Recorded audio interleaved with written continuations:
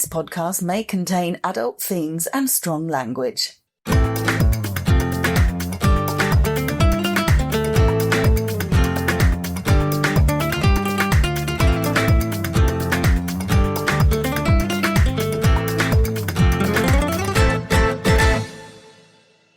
Hello and welcome to episode 77 of Marbella with him and her. He is PJ Lopez and she is Hannah Murray. We're doing this the second Monday in a row. We're sorry.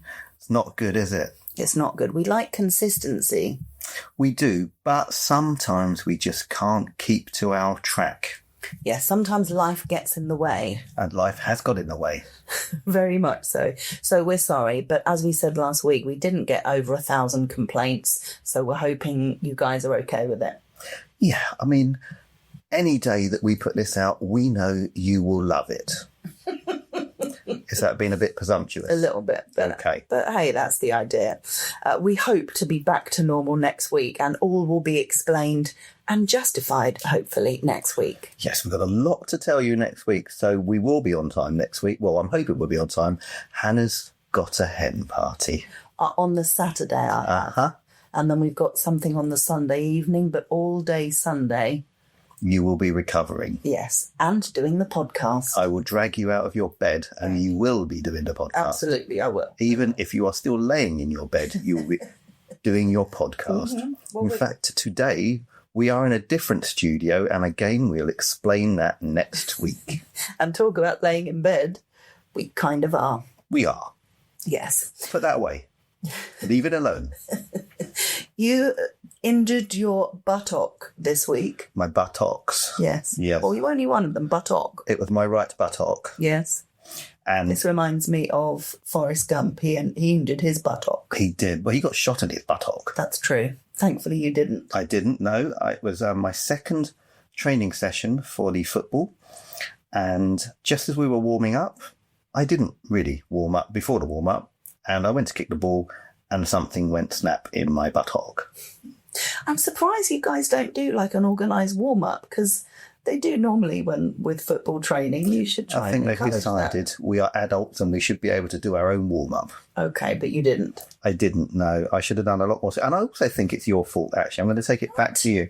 I think because you took me to the Pilates and I did have very tight buttocks after Pilates, I think that may have played a part in it still being quite tight, not being as loose as it possibly could have been, and that's why I strained it. So it's all my fault. Yes, but it's on the road to recovery. I'm not having to clutch my buttocks anymore. Well, Mark from football had basically advised that I should put my thumb in the area of your buttock that was in pain. So this sounded a bit kind of weird. So we Googled it to try and find the right area. And I was nervous because I've got nails. So pressing my thumb really hard into your skin was also pressing my nail into your skin. Yes, it wasn't pleasant. And you didn't find my piriformis. I tried. No, you found something. I found something. But it wasn't my piriformis. Well, I have to say, I was telling Giles about it at work the next day because it was quite a funny story, me putting my finger in your bum. That sounds worse than it was. That's exactly what he said, and he was laughing. And then we were talking to Anna, who was doing a different show last week, and she's not normally in the office. And Giles casually said, well, you'd know, you put your thumb in PJ's arse. And she was like, what? So my buttocks, and not even my buttocks, my arse has been the talk of the radio station. Absolutely, and me putting my thumb in it. Can we move on now? I think we should. People are I was going to say starting to think we're weird. I don't think this is a new thing. No, I think people know that. We do a podcast every week. They know damn well that you're weird. No, we're a unit. I just go along with what you say. You write it down, I read it. You're the one that injured your arse. You're the one that stuck your finger in it. Okay, we'll leave it there. We still went to the gym together the next day. That was probably a mistake too. Yeah. I didn't want to let you down. What's the saying? Couples who train together can't walk up the stairs together. That's what I made up. Yeah, well, it was worse than that, Jim. I had a lovely reflexology session on Friday from Urshi at Aum Yoga, AUM, which is a new yoga studio in San Pedro.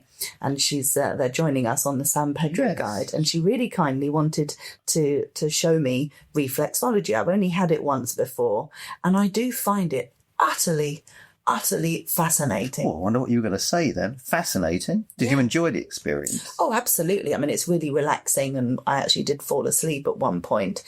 But for people who are non-believers, if you like, I get it, because it sounds totally and utterly... Oh, excuse me. What was that? I'm sitting right next to you. Sorry, it didn't smell. It sounds totally and utterly unbelievable, the fact that you can press different points on the feet that are connected to every single area of your body. But both reflexology sessions that I've had, the things that she came up with was exactly true. After the session, she said different areas of my body that might be struggling or having issues with certain things, and she was dead right. Everything she mentioned was exactly true, different, without going into personal detail, medical sort of issues and things that I'm having, which is amazing. And she could tell that from touching my feet. It's very clever. I can't stand my feet being touched, so I wouldn't be able to do reflexology. No, I think a reflexology therapist would be quite okay with that. In fact, I don't like feet. I think feet are horrible. Some are better than others. I mean, some people have foot fetishes. How? Oh, God, I don't know that. I mean, they literally love feet, and they love feet to do things. No, actually, let's leave that one there. Stop it.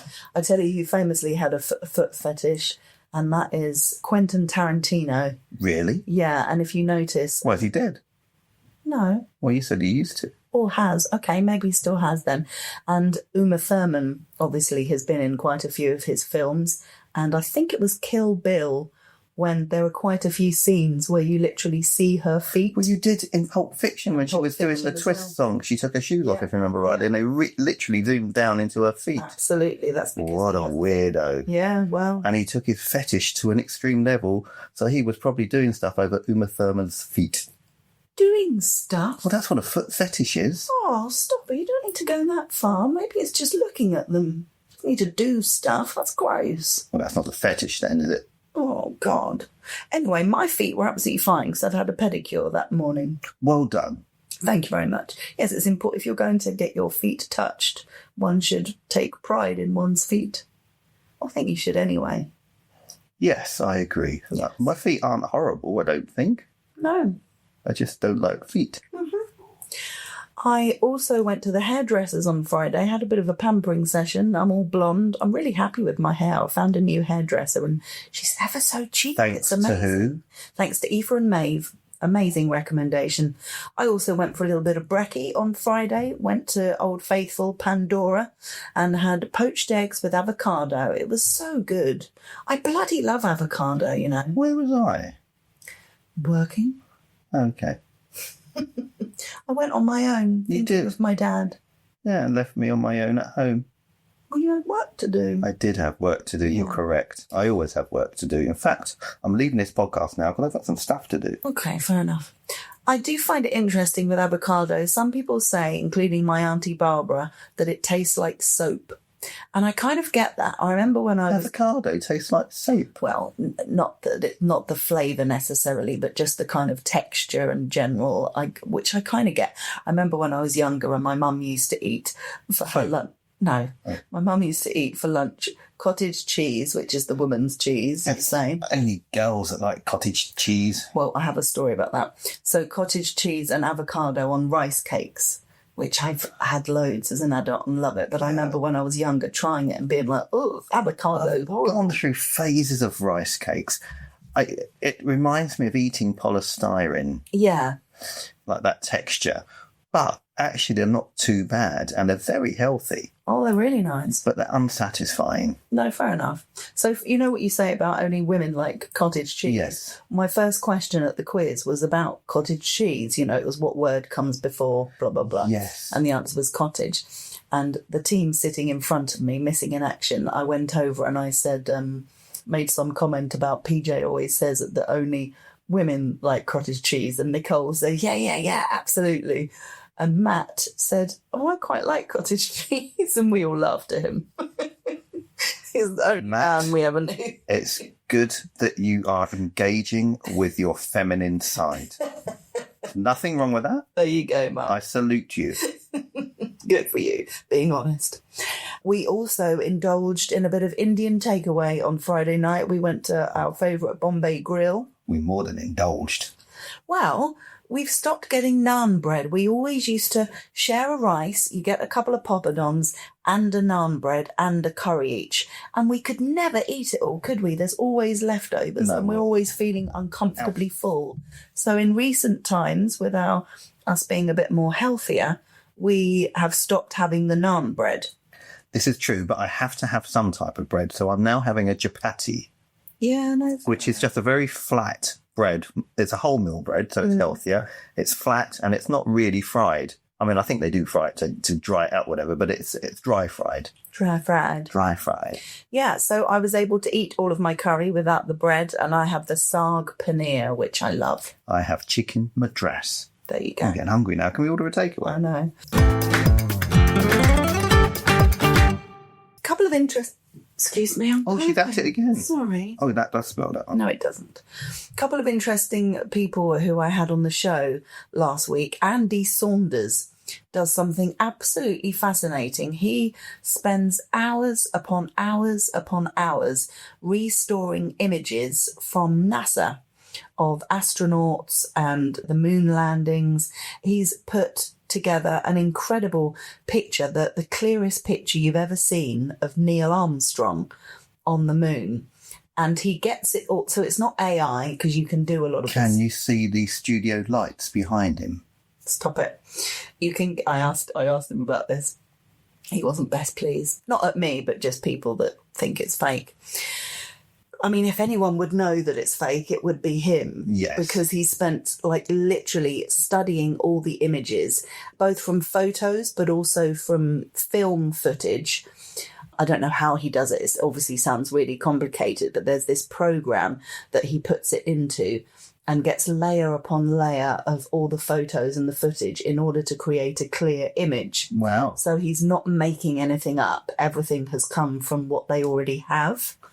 But through putting it all together... He's digitally enhancing those photos. Exactly that. Sounds like I know what I'm talking about. I know. It's incredibly clever. He's worked with Tom Hanks on various projects, because obviously... Apollo 13? Yes. Tom Hanks was in the film Apollo 13. Well, not the original one.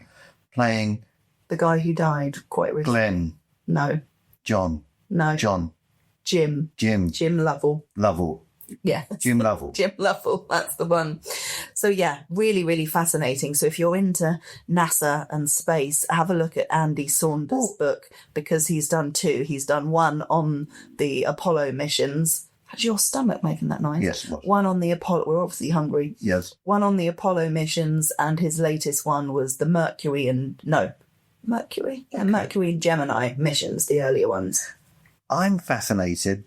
I keep seeing video and photo footage of the Mars, whatever is on Mars at the moment, taking photos, and it's bizarre. And it seems to be on the official NASA TikTok account, and they show things that shouldn't be there, like rock formations. It's like how does that get there? And it's like someone's been there. It's bizarre. No, very strange. It's very weird. Well, maybe it was Matt Damon. Maybe. And Tom Hanks. Tom Hanks didn't go to Mars. Okay. Matt Damon did. Matt Damon, and also Julia Roberts and George Clooney, didn't they? No, they were in space. So they were just in space, yeah. Gravity. Well, he's still in space. He disappeared from the ship, if I remember rightly. Anyway, I also, this interview went out on the book show last week, a woman I spoke to called Jane Scott Stewart, who had an incredibly fascinating story to tell. She was born in 1930s Kentucky. She was does that make her in her 90s or her 80s? Either late 80s or early 90s when I spoke to her. And what a fascinating story. So when she was born to an incredibly wealthy white family that had lots of land and employed black people as servants. I mean, she used the word slaves. That's what they would have been back in the day, but you don't kind of call them that now. But it was obviously normal then in the 1930s. And when her mother gave birth to her, she literally handed her over to the black servant and said, bring her up.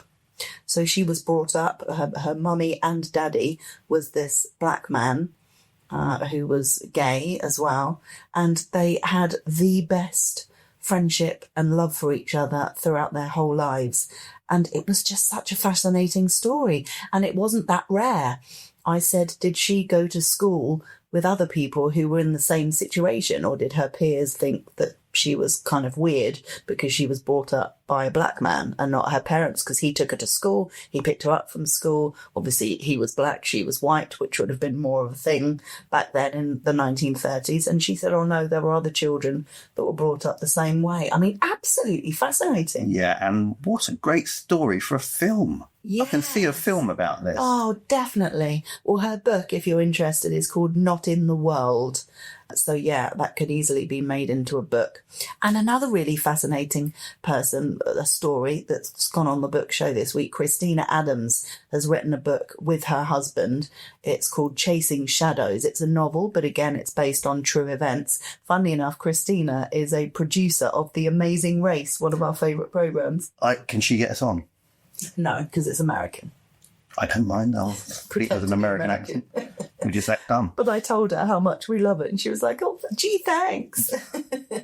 But her story, incredible. So basically, when she was young, her father, who she seemed to get on really well with, just ran away and disappeared. And when she was older, she literally tried to find him, tracked him down, and he had a new life, a new family, and just really, really shocking. I mean, you can't imagine. Did she get closure? Did she find out why? She kind of didn't. She spent her whole life trying to either find him or then give herself some kind of closure, having found him and found out the reasons and the lies and the deceit. Really, really sad, really awful. I think writing this book was quite kind of cathartic in one way to try and make sense of it all, because she never got the answers she wanted. Such a shame, and such a weird thing to happen to somebody. Awful. Heartbreaking. There's a lovely little meme that I shared, if you can call it a meme. It was just a picture with some words. Is that a meme, or does a meme have to move?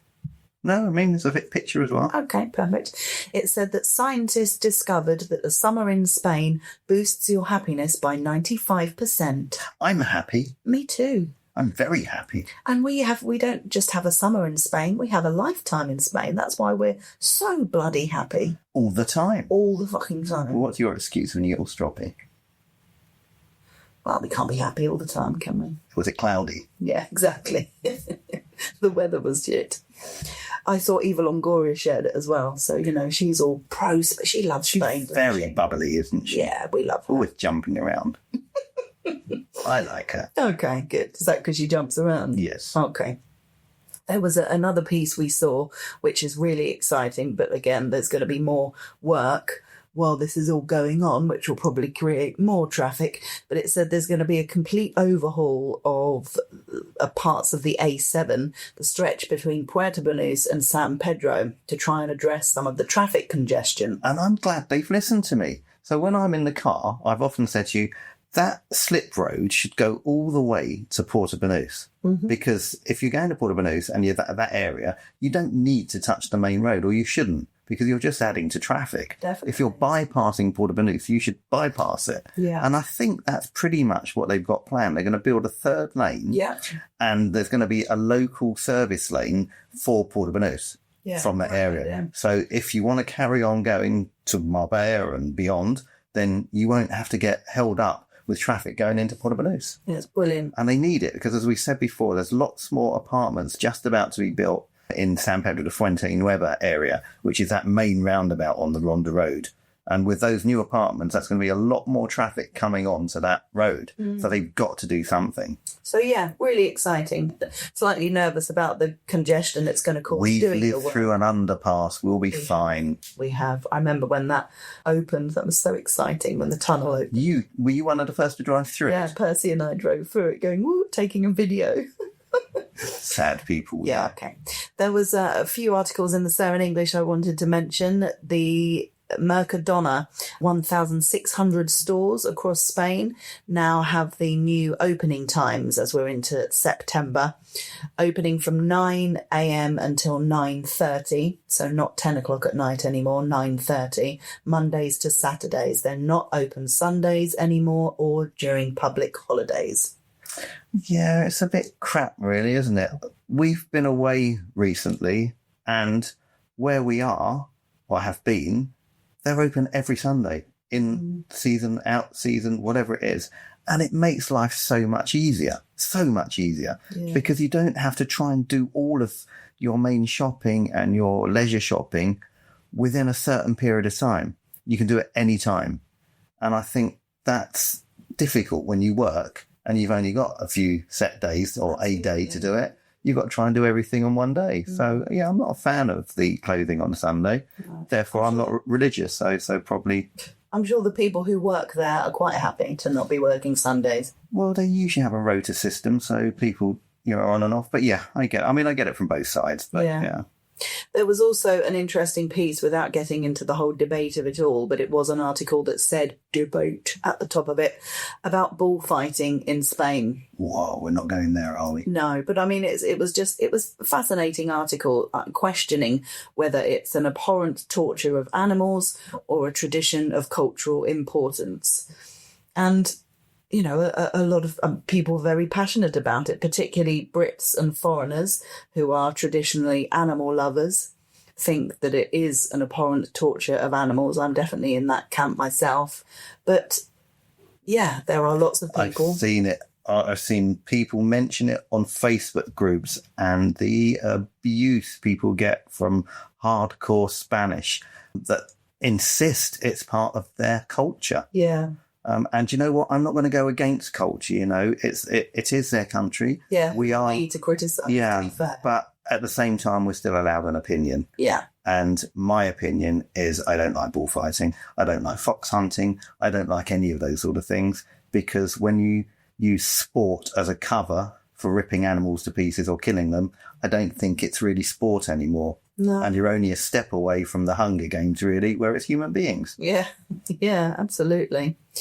We talked the other day, we've talked a few times on the pod about all the fires and our opinions of a possible arsonist and what a complete arse an arsonist would be. And I read that an alleged arsonist was arrested after he set a fire in Meadhbh and then admitted to starting 6 fires in Malaga province since July. So, as I said before, for me, that's attempted murder. Yeah. Because when you set a fire of that scale that could cause that amount of damage and people die, you've done it knowing that could happen. Yeah. Therefore, that's attempted murder and he should be in jail for a very long time. Yeah. I mean, he must be sick in the head. Well, he doesn't deserve to be out in normal society if that's what he's doing. I'm sorry, he doesn't. No, I agree.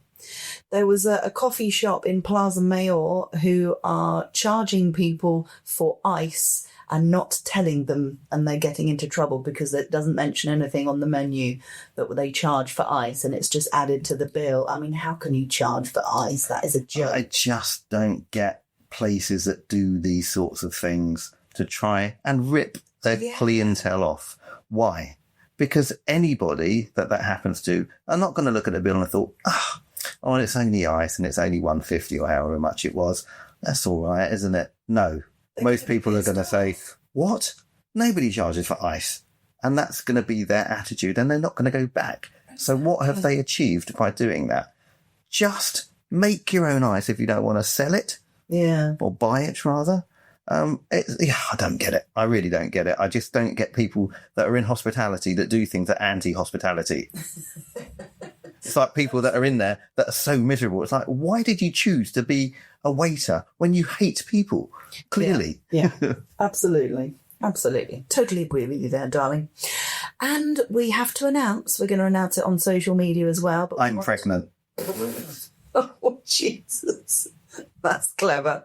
We want to announce the winner of our Summer in San Pedro competition that we ran on the San Pedro guide. Drum roll. And the winner is... The winner is Liz Cudby, well done to you. She produced a beautiful photograph of sunrise on San Pedro Beach. And you weren't sure if it's sunrise or sunset. And I said that the sunrise is over the sea. Yep. Therefore, it must be a sunrise. Absolutely. Because it sets over the back of the mountain. Definitely. Well worked out. I should have thought of that. If I was lost or stranded or on Race Across the World, are you listening? Race Across the World, that's why we should be on it. I know what way the sun sets. You do. I do too. I just wasn't thinking. Well done. And I'm a sucker for a sunrise and a sunset. It was beautiful looking at San Pedro Beach. There were some silhouettes of palm trees. It was lovely. And also kudos for getting up so early, Liz, in order to get the photo. Yeah, well deserved. So well done. So you are a winner of a €50 voucher in the Hogan stand. Oh, see, I'm already spending that 50. Do you want to take me? Because I can help you spend the euros. You can take whoever you like, Liz. Congratulations and enjoy. That's it from us. Bit of a shorter one this week. All will be revealed next week. It's goodbye from her. Oh, controversial. Oh, no. Goodbye from him. There you go. I swapped it around. How was that? But then it would be Marbella with her and him, which sounds stupid. All right, you say it then. It's goodbye from him. And it's goodbye from her.